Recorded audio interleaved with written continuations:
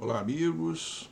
Aqui estamos então, mais uma vez, neste trabalho de divulgação da doutrina espírita que o Núcleo de Estudos Espíritas Chico Xavier vem promovendo nestes meses de pandemia, né? Divulgação da doutrina espírita através do estudo sistemático das obras da codificação.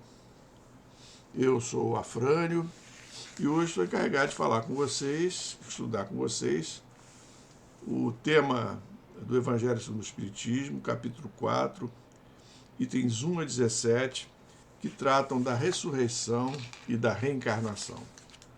Mas antes de adentrarmos o tema, nós gostaríamos de ler um pensamento do Chico, nosso querido Chico Xavier, seguido da prece e de uma pequena oração inicial.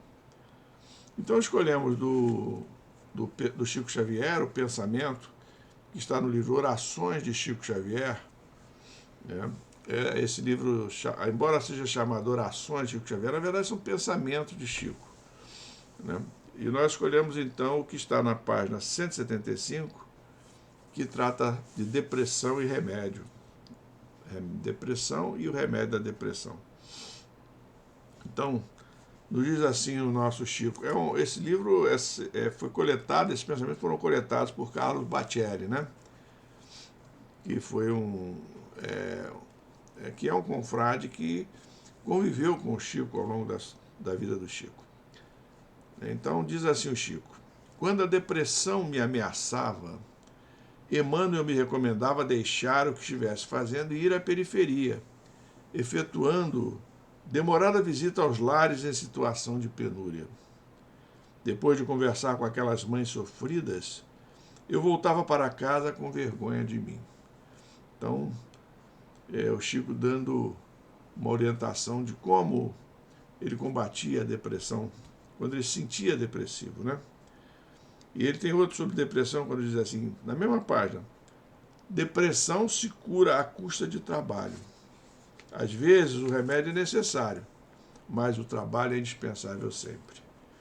Quer dizer, confirmando o pensamento anterior dele de que o trabalho ajuda muito no tratamento da depressão, embora muitas vezes seja necessário que a pessoa depressiva também tome o remédio adequado, naturalmente prescrito pelo médico competente. Mas então está aí o pensamento do nosso querido Chico Xavier para a nossa reflexão neste dia, nesta época de tanta incerteza, que a pandemia veio trazer para todos nós. Está aí uma receita do Chico para aqueles que se sentem mais afetados por essa pandemia.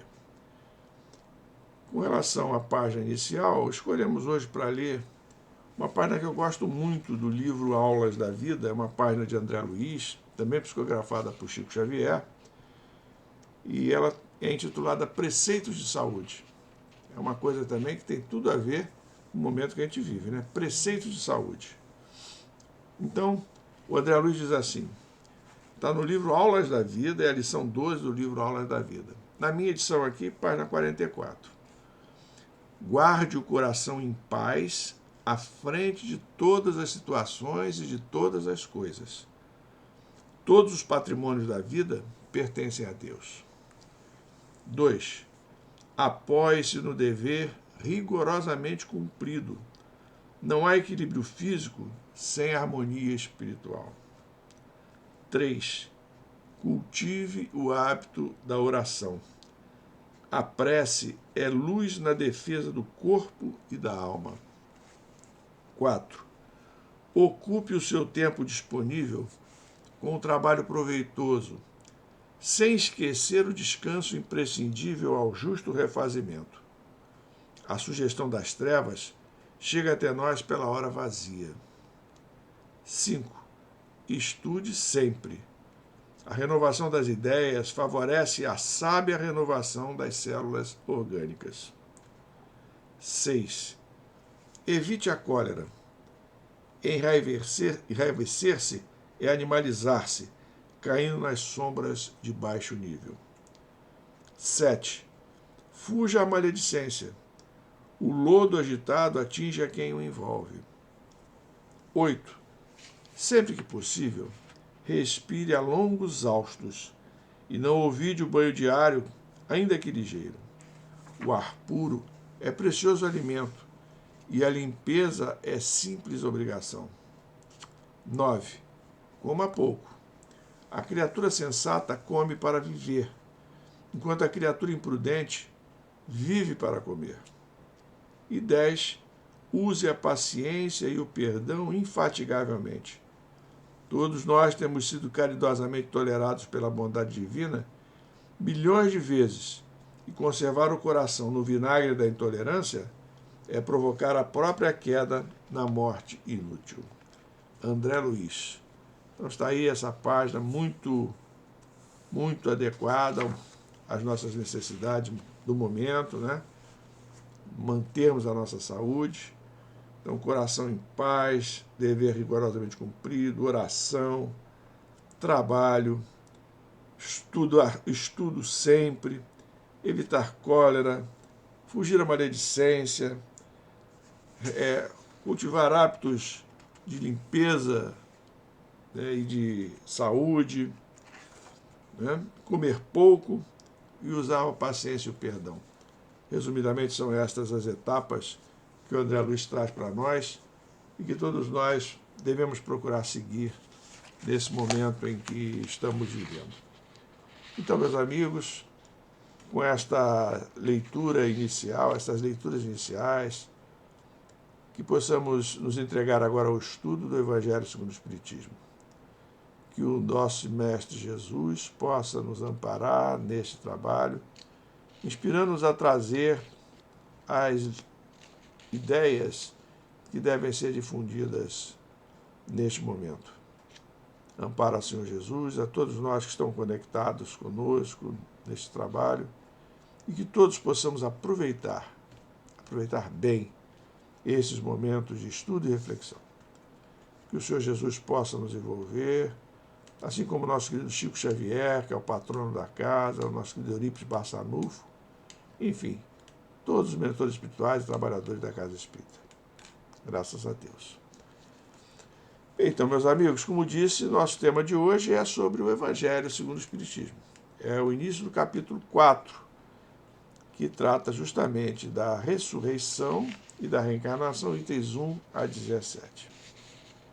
Para contextualizar o estudo que pretendemos fazer, eu trouxe uma historinha curtinha que está contada no livro Momento Espírita, no volume 2.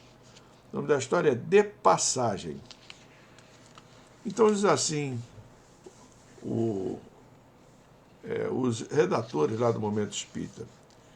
Conta-se que no século passado, um turista americano foi à cidade do Cairo, no Egito. Seu objetivo era visitar um famoso rabino. O turista ficou surpreso ao ver que o rabino morava num quarto simples, cheio de livros. As únicas peças de mobília eram uma mesa e um banco. Onde estão os seus móveis? Perguntou o turista. E o rabino bem depressa perguntou também, onde estão os seus? Os meus, disse o turista, mas eu estou aqui de passagem. Eu também, falou o rabino. Então essa historinha simples, né, mostra para nós a verdade que nos cerca, né, que todos nós somos espíritos encarnados. Nós estamos transitando aqui na Terra por um tempo. E, transcorrido o tempo adequado a cada um de nós vamos retornar ao mundo espiritual, ao mundo verdadeiro, como dizem alguns espíritos, aonde todos nós estagiamos durante um período, voltamos para a Terra e voltamos para lá. Então a verdadeira vida é a vida espiritual. A vida na Terra é uma passagem, portanto, como diz a historinha, né? Mas, infelizmente, o que acontece é que nós não compreendemos isso. Nós estamos tão ligados ao corpo, né? Que o corpo é a nossa realidade mais palpável, que nós agimos como se fôssemos ficar aqui eternamente. As nossas ações são todas no sentido de preservar a vida material. E, infelizmente, essa não deveria ser a nossa conduta. Amontoar bens materiais, né? Casas, terrenos, roupas, calçados e joias, né? Infelizmente, não é o melhor para nós. O lema da maior parte das pessoas é: quanto mais se possui, mais se deseja. Mas nós, espíritas, precisamos estar atentos a isso. Não é isso, o propósito da vida não é isso, não é acumular bens. O propósito da vida é progredir, é evoluir espiritualmente. Não obstante, todos nós somos homens no mundo, então temos que viver de acordo com as regras do mundo. Mas sem esquecermos que a nossa vida espiritual é a vida verdadeira, né?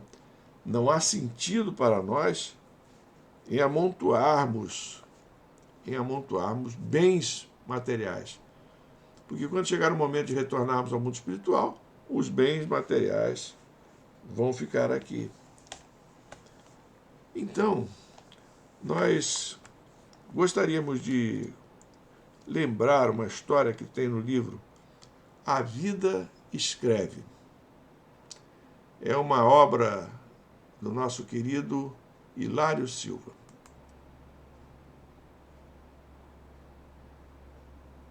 O nome da lição, então, é A Voz do Evangelho. É uma lição, portanto, de Hilário Silva, livro A Vida Escreve. Esse livro A Vida Escreve é um livro muito interessante, gosto muito dele, porque ele traz uma série de contos que nos ajudam a entender melhor determinados aspectos da nossa vida. Então, nessa história aqui, nós vemos esparramado numa poltrona o João Lício, esse é o nome do personagem. João Lício estava pensando, esparramado numa poltrona. Sem dúvida, fora feliz nos negócios. Aí já é Hilário Silva falando. Enriquecera. Seu nome nos bancos indicava crédito de milhões. Que aceitava o espiritismo, aceitava. Nenhuma doutrina mais consoladora. Mas daí a espalhar o que havia juntado, isso é que não. Meditava assim por haver recebido na véspera a solicitação de 200 mil reais da parte de amigos para salvar grande obra periclitante. Para o montante do que possuía, a importância referida expressava migalha. Entretanto, refletia, já havia feito o possível. Dera grandes somas, custeara a compra de vasto material, cumprira com os preceitos da cooperação e da caridade. Sentia-se exonerado de quaisquer compromissos. Ainda assim, ouvira dizer que o Evangelho respondia a consultas e resolveu experimentar. Então, o nosso João Lício, um homem muito bem sucedido nos negócios, estava esparramado numa poltrona, bem acomodado, refletindo que havia sido procurado por pessoas que queriam que ele doasse 200 mil reais. Amigos queriam que ele doasse 200 mil reais para uma obra beneficente. E ele resistiu à ideia. Mas ele resolveu consultar o Evangelho, para ver o que o Evangelho falava. Porque ele havia dito que o Evangelho respondia às indagações que lhe eram formuladas. Então ele levantou-se, procurou o Novo Testamento e, após recolhê-lo, tornou a sentar-se. Abriu indiscriminadamente e caiu-lhe aos olhos a sentença de Jesus no versículo 19 do capítulo 6 das anotações do apóstolo Mateus. Não ajunteis tesouro na terra, onde a traça e a ferrugem tudo consomem, e onde os ladrões minam e roubam. Como se houvesse recebido um choque, ponderou que o trecho não apresentava significação para ele, porque sempre dera, e dera muito, a todas as instituições de caridade. Abriria outra vez o livro divino certamente lhe reservava alguma consolação. Então João Lício teve aquele impacto, né? Porque a lição dizia para não ajuntar tesouros na terra. Então ele repetiu o movimento anterior e as páginas registraram o versículo 10 do capítulo 17 dos apontamentos de Lucas, outra passagem evangélica, em que Jesus assim se expressa. Assim também vós, quando fizerdes tudo que vos for mandado, dizei, somos servos inúteis, porque fizemos somente o que devíamos fazer. Surpreendeu-se mais ainda o João Lício. O evangelho, como que o chamava Brios, nervoso, inquieto, consultou pela terceira vez. E o livro aberto exibiu o versículo 20 do capítulo 12, igualmente das lições de Lucas, em que a voz do Senhor solta esta frase: louco, esta noite pedirão tua alma, e o que tens ajuntado para quem será? João Lício fechou o volume com as mãos trêmulas, espantado, tangido no íntimo, encerrou a consulta e, tomando o chapéu, saiu procurando os amigos, de modo a ver como poderia ajudar. Então a lição é justamente um chamamento para nós, né? Um chamamento da nossa atenção para o fato que não devemos acumular bens indiscriminadamente e, sob o pretexto de ajuntar cada vez mais, deixarmos de cumprir a tarefa que podemos cumprir de auxiliar as pessoas mais necessitadas. Então esse livro ali descreve bem justamente o encontro que a gente está falando, né? Para que a gente vai amontoar tanta coisa? É como diz lá no final da lição, né? Para quê? A gente não sabe quando é que nós vamos retornar ao mundo espiritual. Como diz a lição, louco, esta noite pedirão tua alma. E o que tem ajuntado, para quem será? Para que a gente se preocupar tanto em juntar bens materiais? É essa a lição. Né? A gente nota que Jesus tinha sempre a preocupação, nas suas lições, de nos mostrar que existe uma pluralidade de existências. Era uma preocupação constante de Jesus. Jesus falava sempre numa pluralidade de existências e sempre também nos fazia perceber que existe um outro mundo além deste, para onde nós vamos. Né? Então, é o que nós espíritas chamamos de lei da reencarnação, que é decorrente desse princípio da pluralidade das existências. Quer dizer, nós temos hoje essa existência que estamos vivendo, mas já tivemos outras no passado e teremos outras no futuro, porque nós somos espíritos em evolução.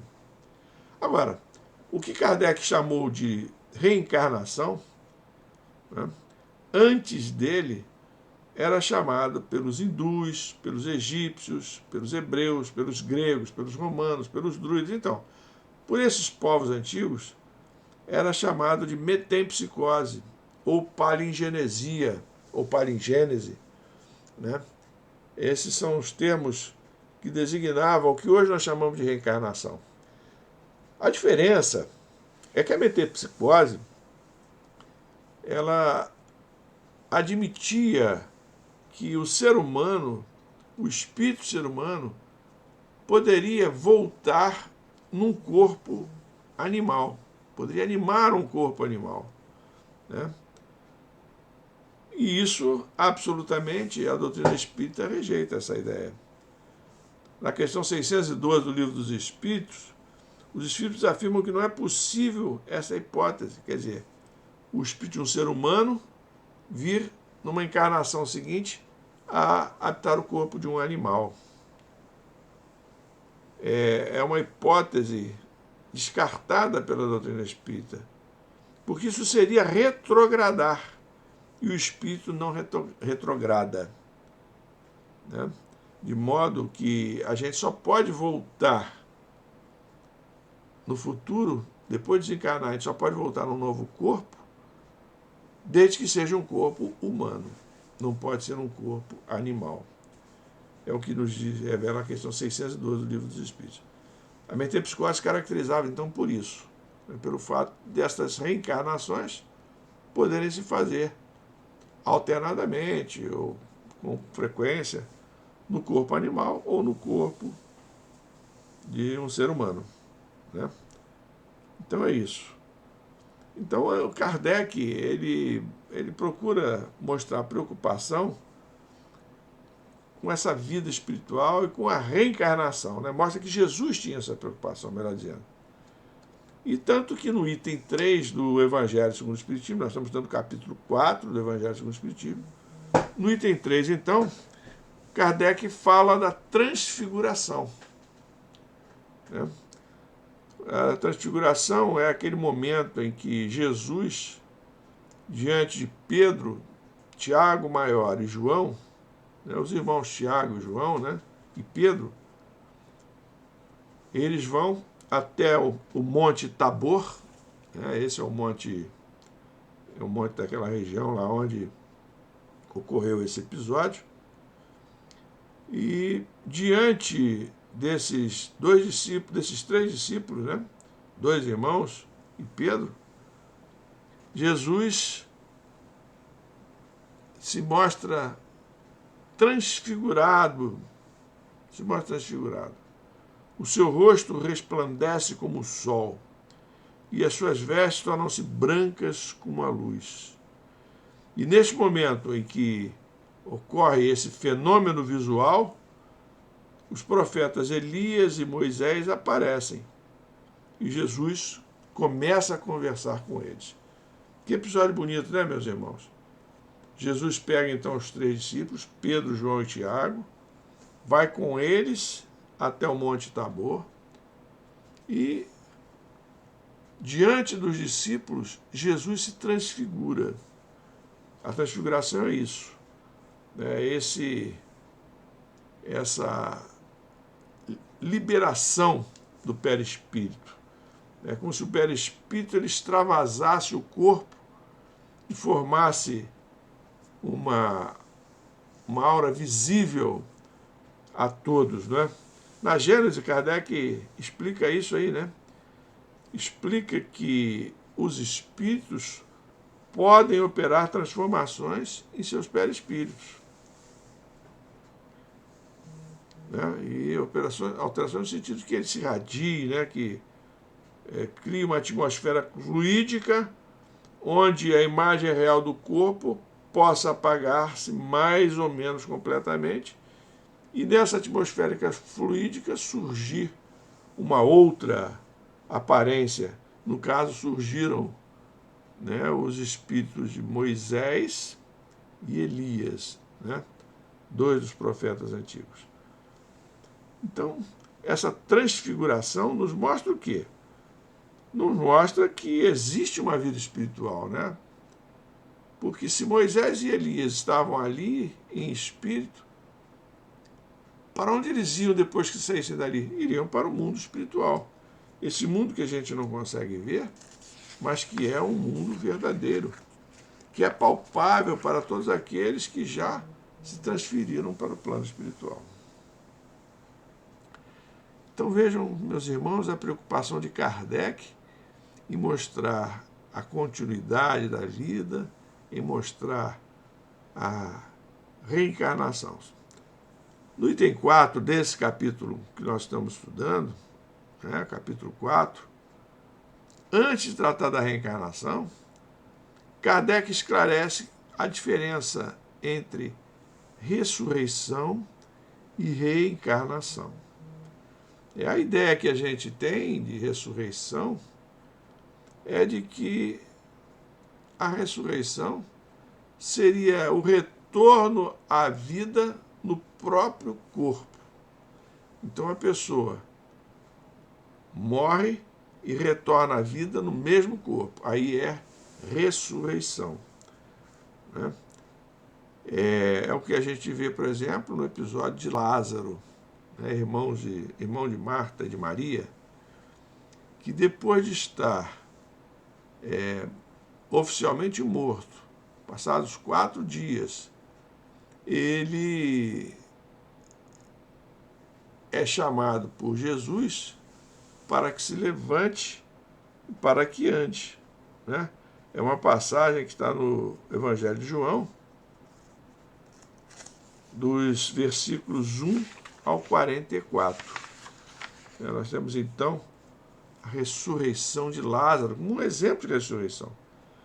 Mas isso só é possível porque, como nós aprendemos nos estudos sobre a doutrina espírita, isso é possível porque Lázaro não estava desencarnado. Lázaro estava em estado de pré-desencarnação. Se Jesus não o socorresse, talvez ele viesse a desencarnar.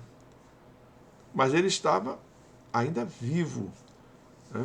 E por isso ele pôde retomar o seu corpo.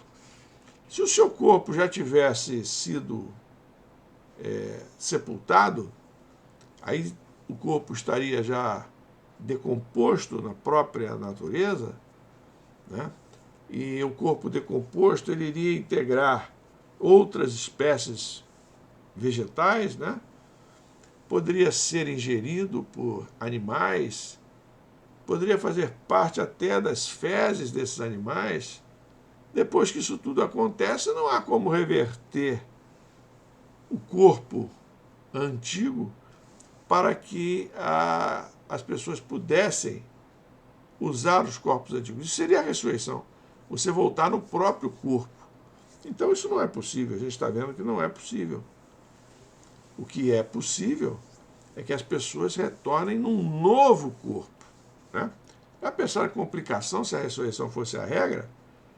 Então a pessoa desencarna, seu corpo se decompõe, se espalha na natureza, os outros animais que usam essa natureza vão naturalmente consumir partes desse corpo decomposto, quer dizer, o pó que constitui esse corpo pode vir a integrar outros animais e nós podemos vir, inclusive, a fazer consumo desses animais. Que complicação para a nossa cabeça se acreditarmos que no dia da ressurreição, o dia do juízo final, nós teríamos, então, todos esses espíritos já desencarnados retomando os seus corpos, que hoje já não existem mais. Então, meus amigos, essa doutrina da ressurreição é uma doutrina que existia na época de Jesus, né, nessas épocas antigas, que já mencionamos aqui. Fazia parte dos dogmas dos judeus, quer dizer, aquelas verdades que não poderiam ser contestadas. Então, as ideias dos judeus sobre a ressurreição não eram claramente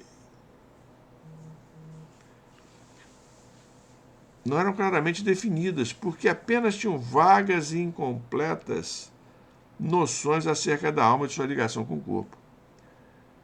Criam eles que o homem podia viver e reviver, sem saberem precisamente de que maneira o fato podia dar-se.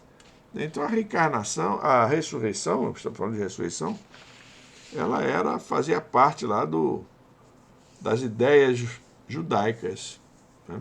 Mas não se confunde reencarnação com ressurreição. Ressurreição é a volta do espírito ao mesmo corpo que ele ocupava. E a reencarnação é a volta do espírito em um outro corpo, né? A vida corpórea. O Benjamin Franklin Benjamin Franklin foi um grande sábio norte-americano, é um dos pais da República Americana, né? Um dos pais da pátria, né? Foi um dos 4 que escreveram lá a Constituição norte-americana. O Benjamin Franklin mandou colocar no seu epitáfio, né, aquela lápide que fica na sua sepultura, o seguinte texto: aqui repousa, entregue aos vermes, o corpo de Benjamin Franklin, impressor como a capa de um velho livro cujas folhas foram arrancadas, e cuja obra, título e duração apagados. Mas por isto, a obra não ficará perdida, pois reaparecerá, como ele acreditava, em nova e melhor edição, revista e corrigida pelo autor. Então vejam só que epitáfio bacana, né, meus amigos? O Benjamin Franklin dando conta de que aceitava a reencarnação, né? E que como um livro, né, um velho livro, ele voltaria mais tarde reencarnado, né, para dar seguimento ao seu progresso. Esse trechinho está na Revista Espírita de 1865, né? Na minha edição aqui, página 237. Então, essa palavra ressurreição, como vimos, aplica-se a Lázaro, mas não se aplicaria, portanto, a João Batista, que o Evangelho afirma que João Batista e Elias eram o mesmo espírito, né? E aí a gente fica pensando, né? João Batista teve assim um final de vida tão violento, né? Tendo sido decapitado. Mas a gente vai ver por que João Batista teve essa experiência, por que ele precisou desencarnar desta forma, né? Então a gente vai pesquisar no Novo Testamento e vai ver que João Batista, ele foi a reencarnação de Elias, do profeta Elias. E o profeta Elias, ele conta o Velho Testamento, né, no livro de Reis, no Velho Testamento, o livro de Reis, capítulo 18, fala de um episódio da vida de Elias em que ele propõe um teste direto dos poderes de Baal e de Javé, duas divindades, Baal e Javé. O povo de Israel, 450 profetas de Baal e 400 profetas de Javé, são convocados para o Monte Carmel. Lá 2 altares são erguidos, um para Baal e outro para Javé. Sobre esses altares é colocada madeira. 2 bois são sacrificados e cortados em pedaços, um boi para cada altar, né? Elias então pede aos sacerdotes de Baal que orem para que o fogo acenda sobre o sacrifício. Eles oram de manhã até meio-dia sem sucesso. Então o desafio proposto por Elias era esse, né? Era justamente fazer com que esses sacerdotes de Baal e os sacerdotes de Javé cumprissem 2 tarefas. Então, o que os sacerdotes de Baal tinham que fazer era acender o fogo, né? O fogo de uma pira de sacrifício, né?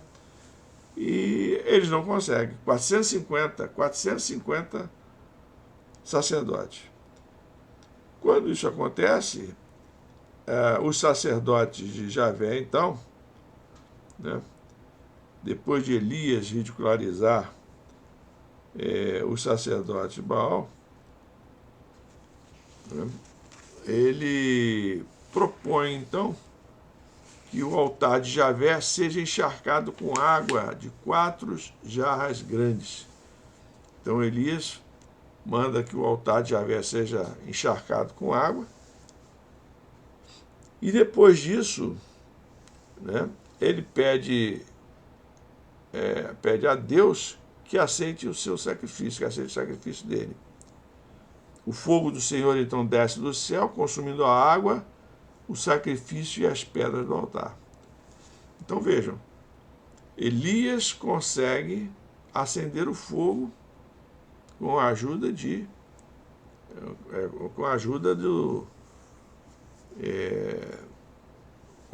Deus, né?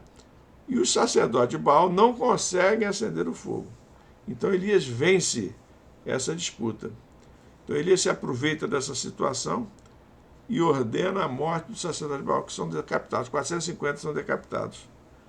E em seguida, ora com furor para que a chuva volte a cair sobre a terra, o que acontece simbolizando o fim da fome que estava assolando o país. Então eu quis mostrar só essa passagem aqui para vocês verem que tem tudo a ver, né? Elias e João Batista. Elias, levou à morte 450 sacerdotes de Baal. E João Batista acabou também sendo decapitado da mesma forma como mandou matar os sacerdotes. Ele é também, João Batista é também então sacrificado. Essa é a história dos dois. Então, meus amigos, é isso, né? Às vezes a gente tem curiosidade, a gente conhece, como o Evangelho nos mostra aí que Elias foi João Batista, como a literatura espírita nos fala que Emmanuel, né, foi o senador Públio Lentulus, que Emmanuel foi o padre Damiano, enfim, que teve várias encarnações. Como alguns dizem que Chico Xavier é a reencarnação de Kardec. Então existem várias suposições. Às vezes a gente fica muito curioso, né?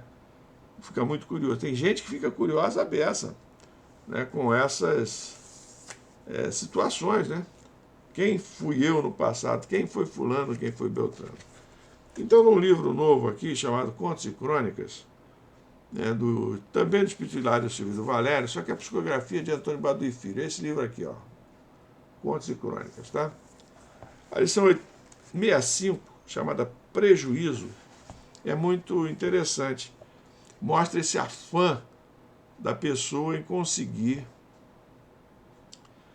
desvendar a reencarnação da outra pessoa. Então, Dona Cotinha Brandão era espírita havia muitos anos e frequentava com assiduidade as reuniões de estudo. É uma página de Hilário Silva, tá? Professora dinâmica, boa leitura, temperamento expansivo. Dona Cotinha Brandão, esse é o nome dela. Contudo, tinha um hábito incorrigível: descobrir as encarnações anteriores dos outros. Quando cismava que alguém de seu conhecimento teria sido determinada personalidade do passado, começava a pesquisar, procurando identificações entre eles. Zequinha, abnegado presidente do Centro Espírita, falava-lhe com frequência: Cotinha, a reencarnação é assunto sério. O esquecimento do passado é bênção ao espírito que reinicia experiência no seu corpo físico.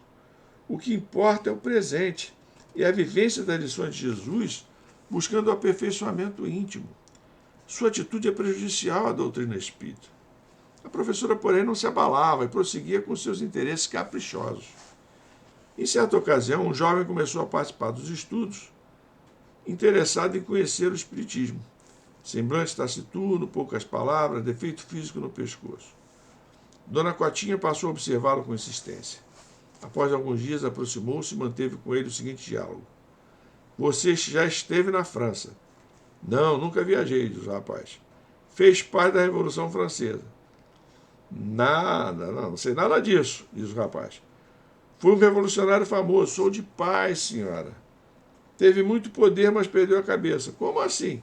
Pergunta o rapaz. Na guilhotina. O sinal está no pescoço até hoje.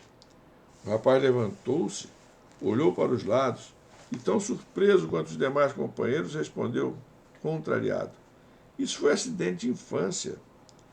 Que loucura, meu Deus! Saiu apressado e nunca mais voltou às reuniões.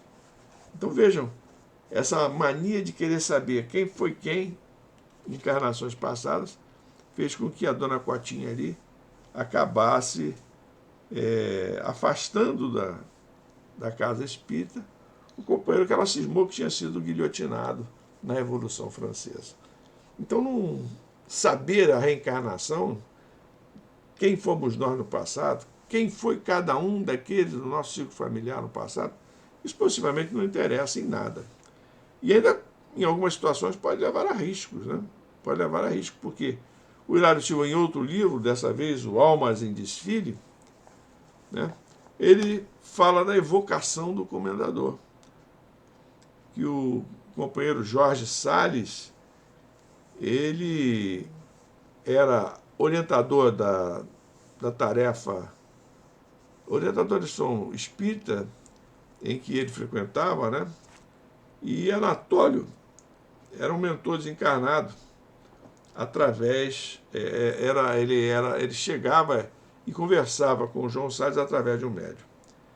E o João Salles, então, toda noite ele falava sobre casos de obsessão que estavam ocorrendo naquela região, e que ele estava convencido que aqueles casos de obsessão estavam sendo perpetrados por um comendador já desencarnado chamado Antônio Paulo da Silveira Neves. E ele sempre, o nosso amigo Jorge Salles, sempre perguntava a Anatólio por esse comendador. Onde está esse comendador? Para que eles pudessem combater os casos de obsessão que estavam ocorrendo naquela região. Ele estava convencido que os casos de obsessão eram decorrentes da atuação do comendador. Olha só o finalzinho da lição. Estou certo de que essa teia de obsessões e vinganças nasce da atração do velho comendador. É o Jorge Salles falando. Ele deve ser a causa inicial de tudo. E aí o Anatólio, o espírito, diz: muito ponderada a sua palavra. O irmão conhece o infeliz? Sim, conheço. Aí a pergunta é do Jorge Salles, e a resposta é do Anatólio. Tem o máximo interesse em evocá-lo. É o Jorge Salles. Ora, evocá-lo. Aí o Anatólio diz: não acho prudente. Ora, são muitos espíritos rebeldes, evidentemente vinculados a ele. Topo vários a cada semana. Uns se declaram vítimas do comendador, outros gritam pela presença do comendador. Então, o Jorge Salles estava querendo que o Anatólio desse notícias do comendador. E ele sempre nesse sentido, insistindo para que o Anatólio dissesse onde estava o comendador. E o Anatólio sempre dizendo: mas não convém saber onde está o comendador. E o Jorge Salles dizendo: insistiria, no entanto, um entendimento direto entre o espírito perseguidor e nós talvez desse bom resultado. A medida é desaconselhável, diz o Anatólio. Será que Silveira Neves encarnado está em plano superior, embora as atrocidades que cometeu? Perguntou o Jorge Salles. E o Anatólio: ainda não. O recomendador vive em luta consigo mesmo. Então, trazer ao esclarecimento seria caridade, diz o Jorge, Isso, entretanto, não deve ser tentado, fala o Anatólio. Meu amigo, por que se recusa se o espírito dele está em provas, segundo a sua própria informação? Pergunta o Jorge Salles para o Anatólio. Apesar de tudo, replicou o benfeitor, a evocação não deve ser praticada. E o Jorge Salles insistindo e o Anatólio rejeitando a ideia. O interlocutor, porém, não obstante respeitoso, perguntou semi-exasperado: mas por quê? Vendo que o instrutor silenciava discreto, repetiu: diga por quê. Foi aí que Anatólio mudou o tom da voz e falou muito sereno: Jorge, meu amigo, a evocação não deve ser feita porque o ex-comendador Antônio Paulo da Silveira Neves é você mesmo, reencarnado. Então, embora a gente saiba da realidade da reencarnação, não é boa ideia nós buscarmos saber quem fomos em encarnações passadas ou fazer evocações de espíritos que viveram no passado e dos quais temos conhecimento. Esse Evangelho segundo o Espiritismo, essa passagem do capítulo 4 aí, sobre reencarnação, ela é muito interessante, ela nos traz outros casos de reencarnação. Nos fala, por exemplo, do encontro de Jesus com Nicodemos, aquele sábio, onde Jesus disse para Nicodemos que se um homem não renasce da água e do Espírito, não pode entrar no reino de Deus. Então, renascer da água é uma forma de dizer que nós precisamos de um corpo. Nós renascemos da água, nosso corpo renasce da água. Nós, quando estamos em processo de fetal, nós estamos no útero materno ali, envolto numa água ali, naquele líquido amniótico. Então, quando a gente nasce, o espírito já está integrando o corpo. O espírito existia antes do corpo. É isso que a doutrina espírita e Jesus ensina, né? Então, dizia lá, então, Jesus, o que é nascido da carne é carne, e o que é nascido do espírito é espírito. Mostrando, então, que corpo e espírito são duas realidades diferentes, né? Então, no livro Boa Nova, essa passagem de Nicodemos é bem contada. E a gente vê aí outras passagens nesse capítulo 4 do Evangelho segundo o Espiritismo, que sugiro que os nossos amigos leiam, né? A gente vê, então, que a reencarnação é uma necessidade absoluta para todos nós. Imaginem vocês, né, se não fosse a possibilidade de reencarnação, se nós negarmos a reencarnação, nós, ao desencarnarmos, tudo acabaria, seria o nada. Isso rejeita a lógica, isso rejeita o nosso pensamento. Isso não se afirma diante do nosso pensamento. Então, o que a gente sabe é que quando o nosso corpo morre, quando nós morremos, nós, espíritos, desencarnamos e vamos ter a vida espiritual. Então, o que diz Kardec, a reencarnação surge como uma necessidade absoluta, como condição inerente à humanidade, numa palavra, como lei da natureza. Vamos raciocinar, meus irmãos, né? A gente vai notando que, com o passar do tempo, as nossas forças físicas vão se diminuindo. É como se o espírito estivesse com uma disposição que o corpo não consegue acompanhar. Chega um momento que o corpo não tem condições mais de nos reter a nós, espíritos. Então não resta alternativa, a gente tem que retornar ao mundo espiritual e o corpo fica aqui no mundo material se decompondo. Mais tarde vamos receber outro corpo e vamos reencarnar. É o que acontece com tantos companheiros e conosco mesmo, né? Retornamos à vida material depois de termos passado um tempo no plano espiritual. O nosso tempo está se encerrando, meus amigos. Então a gente pode concluir de tudo que a gente falou aqui, que a vida no corpo é apenas uma passagem, né? Nós estamos aqui de passagem. Nós vamos ter que deixar o nosso corpo e voltar para o mundo espiritual. E chegamos então à conclusão de que a vida espiritual é a verdadeira vida. Não é isso? Esta é a tônica da nossa vida. Nosso objetivo é evoluir. E vamos evoluindo, fazendo os nossos estágios na vida material e retornando ao mundo espiritual. Desta forma, nós vamos nos melhorando a cada encarnação, né? Esta é a constatação que a doutrina espírita nos traz. E para encerrar, então, o nosso encontro do dia de hoje, desse livrinho aqui, História do Dia a Dia, de Dival Boense, né? Nós selecionamos aqui uma historinha muito interessante, chamada Trem da Vida, né, que tem tudo a ver com a reencarnação. Diz assim o Dival Boense: a vida não passa de uma viagem de trem, cheia de embarques e desembarques. Vários acidentes, surpresas agradáveis em alguns embarques e grandes tristezas em outros. Quando nascemos, entramos nesse trem e nos deparamos com algumas pessoas que julgamos estarão sempre nessa viagem conosco, nossos pais. Infelizmente, isso não é verdade.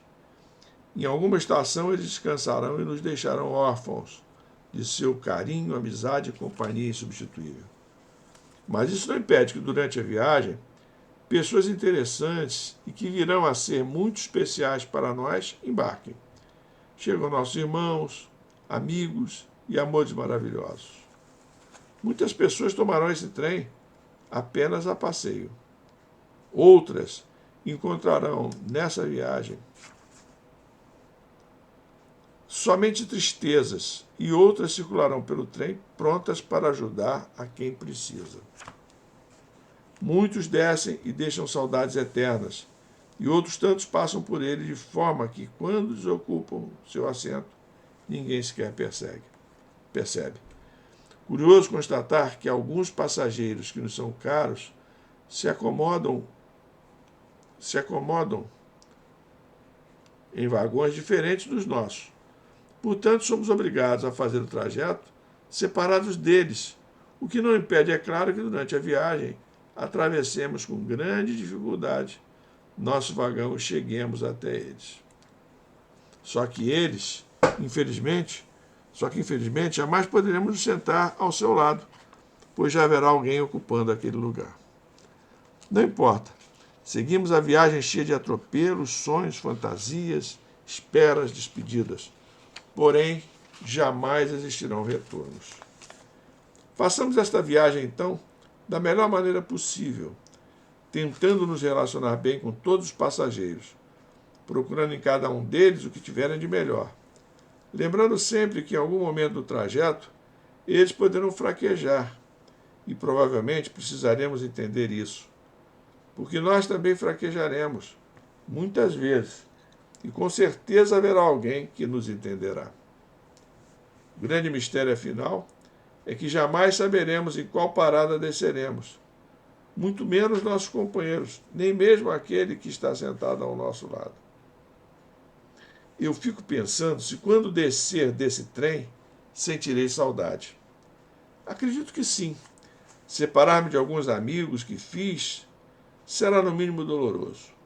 Deixar meus filhos continuarem a viagem sozinhos regularmente será muito triste.